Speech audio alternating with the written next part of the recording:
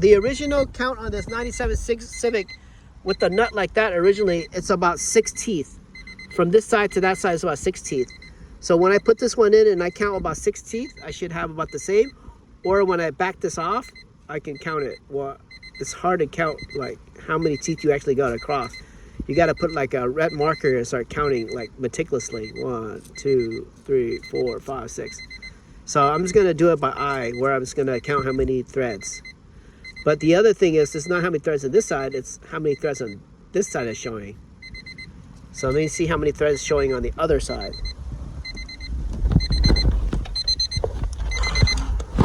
Take the key out. So if you zoom in on this side, you have about 1 thread on the other side showing. Well, so this is a longer switch. 1 to 2. Yeah. So it's about 2 threads. All right, let's see if a 14 millimeter will pick this out.